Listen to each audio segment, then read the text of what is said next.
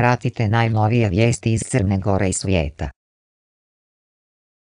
Udruženje sistemskih porodičnih terapeuta Crne Gore USPTCG zvanično je postalo član Komore nacionalnih organizacija porodičnih terapeuta koja postoji u okviru Evropske asocijacije porodične psihoterapije European Family Therapy Association (EFTA). Generalni sekretar NATO-a Jens Stoltenberg pozvao je na uzdržanost u Makedoniji i pokretanje transparentne istrage o sukobu na sjeveru bivše Jugoslovenske republike. Problemi koji danas postoje u odnosima između Rusije i Zapada negativno utiču na odnose Moskve i Berlina, pa će Rusija nastojiti da ih riješi i unaprijedi saradnju, izjavio je predsjednik Rusije Vladimir Putin tokom razgovora s njemačkom kancelarkom Angelom Merkel. Premijer Makedonije Nikola Gruevski saopštio je danas da je u sukobu policije i terorističke grupe u Kumanovu policija imala do sada najsloženiju, najtežu i najkomplikovaniju situaciju, kao i da je zahvaljujući akciji makedonskog MUP-a eliminisana najopasnija teroristička grupa na Balkanu. Ministarstvo unutrašnjih poslova Makedonije potvrdilo je da je akcija završena i da je teroristička grupa u Kumanovu u cijelosti neutralizovana. Crna Gora se u novom izvještaju Svjetskog ekonomskog foruma WEF o konkurentnosti u oblasti putovanja i turizma nalazi na 67. U okviru kampanje Budi odgovoran ove sedmice su evidentirane 4 primjedbe na osnovu kojih nije izrečena ni jedna novčana kazna.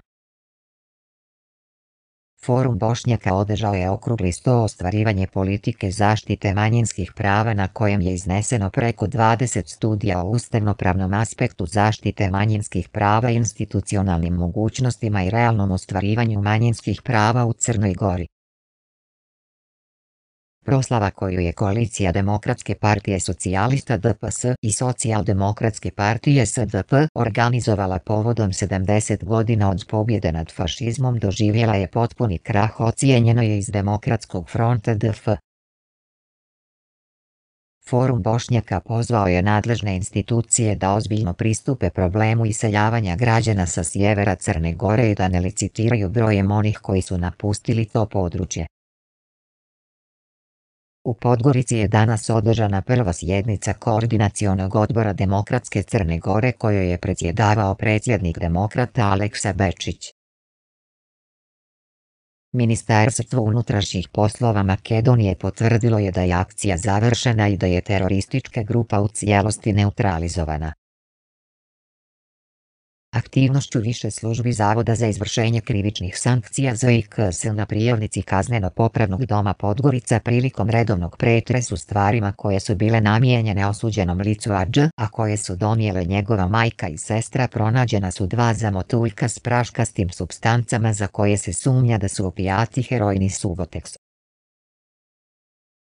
Portal Sestrinstvo u utorak 12. maja u Delta City obilježava Međunarodni dan sestrinstva.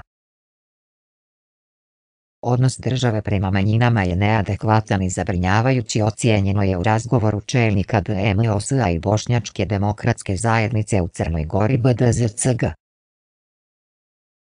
Milivoje Lakić jednoglasno je izabran za novog predsjednika opštinskog odbora Pozitivne Danilovgrad. Opširnije na portalu www.crna.gore.me